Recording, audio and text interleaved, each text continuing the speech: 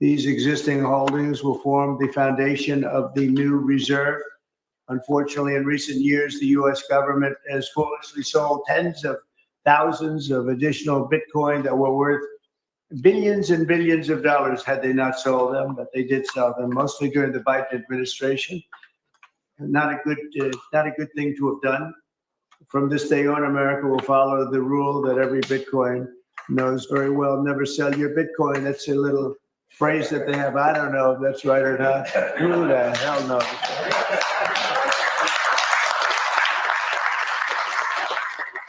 Who knows? Who knows? But so far, it's been right. And well, let's keep it that way. The Treasury and Commerce departments will also explore new pathways to accumulate additional Bitcoin holdings for the reserve, provided it's done at no cost to the taxpayers. We don't want any cost to the taxpayers. In addition, my order directs federal agencies to conduct an inventory of all crypto assets currently held by the U.S. government and determine how they can be transferred easily to the Treasury.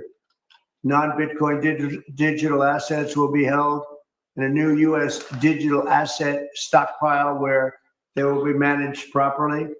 My administration also is working to end the federal bureaucracy's war on crypto, which was really going on pretty wildly during Biden until the election came about. About 5 months before the election, he became a big fan because he heard how many people were in favor of it and how many people love it and respect it. But I guess it didn't work out too well for him. People understood what was going on and paved the way for groundbreaking innovations in institutional finance. Under the Bitcoin administration, regulators strong-armed banks. I mean, they really did. They strong-armed banks into closing the accounts of crypto businesses and entrepreneurs, effectively blocking some money transfers to and from exchanges, and they weaponized government against the entire industry. But I know that feeling also. Maybe better than you do. All of that will soon be over, and we are ending Operation Choke Point 2.0.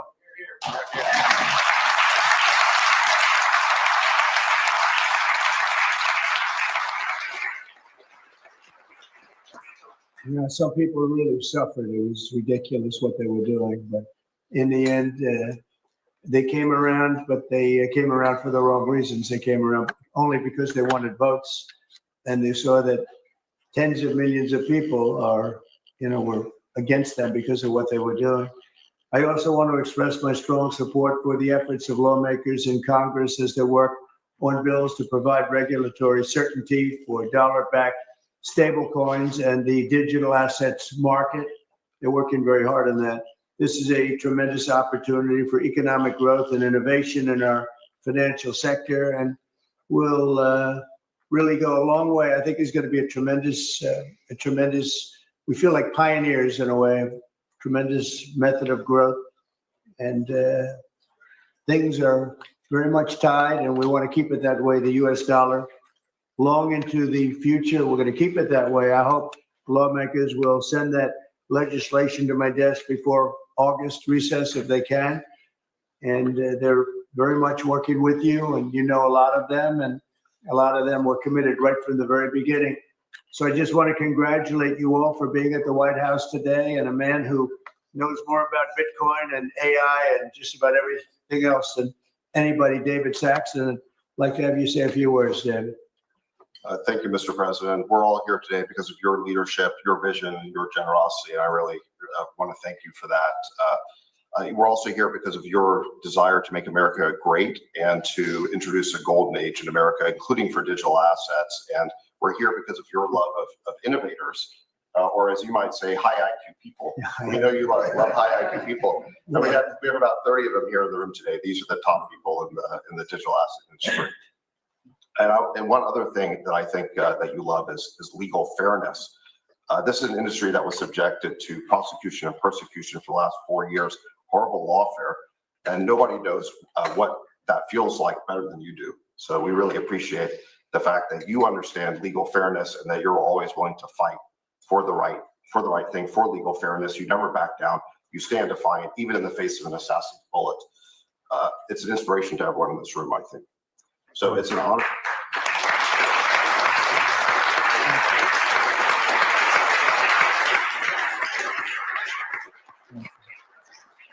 want to say it's an honor to work for you. It's an honor to work for a president who works every day to get so much done on behalf of the American people. Your administration is moving at tech speed. It's really amazing. It's actually faster than any startup that I've been part of. It's that your administration moves even faster. So I just want to say thank you for having me be a part of it. I've enjoyed every minute of it. I love working for you. And thank you again for this opportunity. Thank you very much. Appreciate it.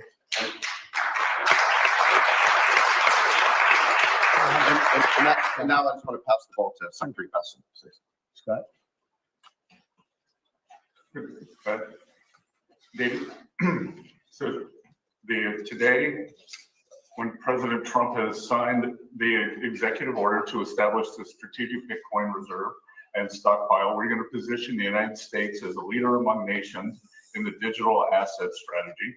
It's important for the United States to recognize this fact and get ahead of the other nations in the digital age.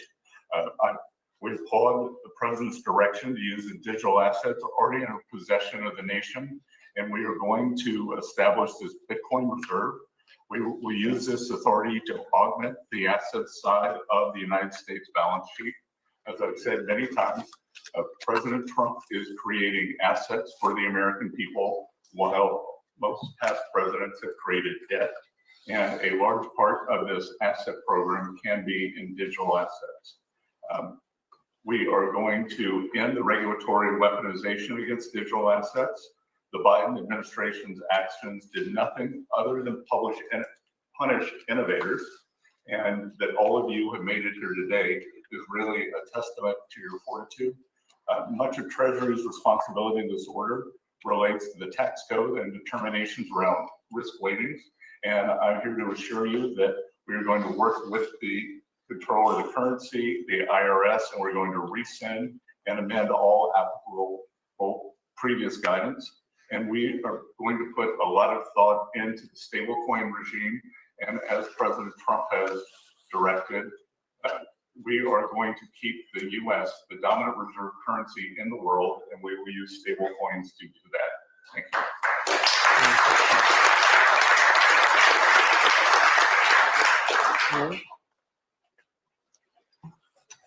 Technology is at the foundation of the Trump presidency. He understands technology, he embraces technology, and he's going to use technology to drive America forward. The blockchain and Bitcoin technology are a key part of that thinking, and embracing that, and here today shows how much a leader the Trump administration and our president is. He understands it, he embraces it. As you said, you're a pioneer in this place, and this is where we're going. We're using the blockchain, we're using Bitcoin, we're going to use digital assets to pound forward, and Donald Trump is leading the way. Can't be more proud of you. Thank you very much. Thank you, Bill.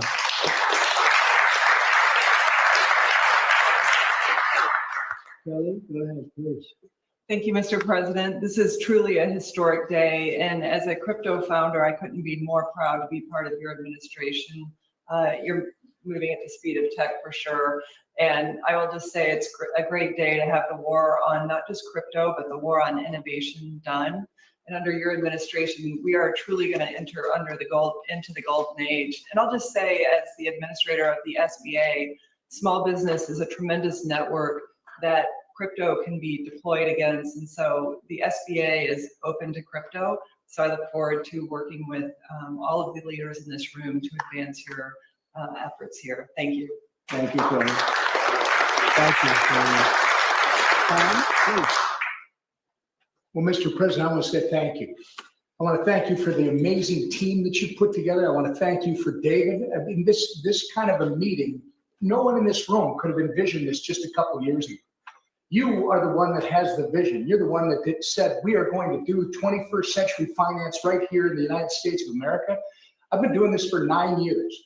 It is amazing how far we've come, and that's a credit to you, Mr. President, and your leadership, and God bless you for doing this, because it's going to make a huge difference with everything else you're doing. And by the way, Americans love it. They're going crazy. Thank you, sir. Thank you, Tom. Thank you very much. Thank you. Thank you very much. Go ahead, please. Does anyone want to say a couple of words? Cameron or Tyler, do you want to? You're very shy in front of Actually, the camera. Cameron, I think you said something earlier that I thought was really profound. You said that a year ago, you thought it would be more likely that you'd end up in jail than at the White House. Not to put you on the spot, because you didn't do anything wrong, but that was the environment a year ago. But do you guys want to say something? Either one. Sure. That was actually Tyler who said that. but Sorry, I still get mixed up. But yeah, we never thought that we'd get attacked the way we did in our backyard after trying to do the right thing for so many years and always trying to raise the bar with respect to regulations. So it's truly wonderful to see how things have changed and how the pendulum has swung back in the way that it has. And we've always felt that the U.S. should lead in Bitcoin and crypto, and it's ours to sort of lead and win. And it's just wonderful what President Trump has been doing with this, and we look forward to working together. And thanks for inviting us, David, and setting us up. Thank you. Thank you both. Please. I was just going to say, thank you, Mr. President. Cameron takes credit for a lot of my things I say, so it's not the first time. But the U.S. won the internet, and the U.S. should win crypto. So thank you for your leadership on this. Thank you both very much. High IQ individuals around this table. That's what I always say. We need high IQ. So thank you very much. Would anybody like to say anything? Please. I just want to express my deep gratitude for the seriousness with which you're approaching our industry and how you're actually helping guide it in the right direction. I work with many central banks in other countries, and when I was working there, I was wondering why I, as an American citizen, can't help the United States financial system reach this higher level that the world is on course towards generally. And so I'm very grateful that finally there's been a new level of kind of common sense and adoption of these ideas. Me and the other people in this room do believe that the crypto, blockchain, Web3 infrastructure is the next iteration of the financial system. And I think that the US should have its leadership position continue in that new financial system. And I'm very, very happy to see people like David Sachs, Secretary Bessent, Secretary Lutnick taking this very seriously with their time, and very grateful them too. So I'm just overjoyed to see this. And I think it is a big part of how the US can continue its role in the global financial system. So thank you. Thank you very much. I thought it was very important that we stay in the front of this one. This is a big one. And as you know, China is pushing forward and very strongly as usual, but we're way in the lead as we are in AI and other things, and we want to stay there. So I thought this was very important, and we have some brilliant people sitting around this table. And it's an honor to have you involved, but we want to stay at the forefront of everything. And this is a very important day in your lives. I know you worked, some of you, very long before people really understood what was happening. And so I congratulate you, but this is a big day. Being in the White House is a big deal, and you have great support. Thank you all very much. Thank you very much. Thank you. Thank you very much. Thank you, media. Thank you. Please.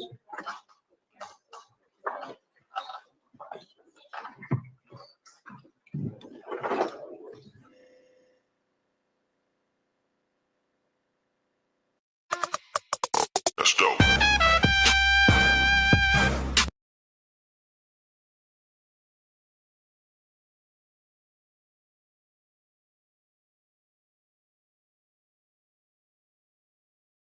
Had to mute that music. Is that it? It's over? That's it? That's all it was?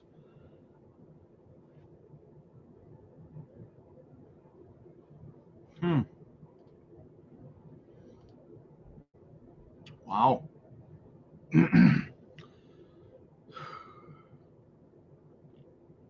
Well, I guess that's it, guys.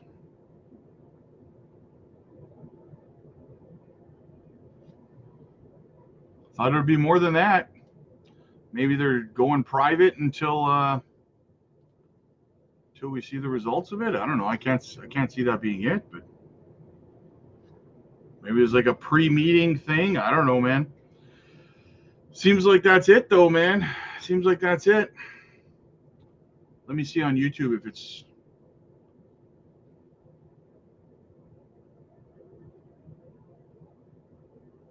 Yeah, no, Fox Business ended their stream. So I guess that's it, man. I guess that's it until later tonight. I mean, obviously they're going to sit there privately and have their discussions. I guess we'll see what happens when they come out of it. But yeah, I don't know, guys. No one else is streaming at Fox Business. Their stream shut down. So I guess that's it. I will finish up my one-on-one coaching calls. I'm sure that we'll get an update later what happened, guys. They're probably just not airing the actual conversation. So we'll see what happens. Anyway, I'll see you guys. I'll see you guys tonight. I gotta do some one-on-one coaching calls over on the Patreon. So I'll see you guys there.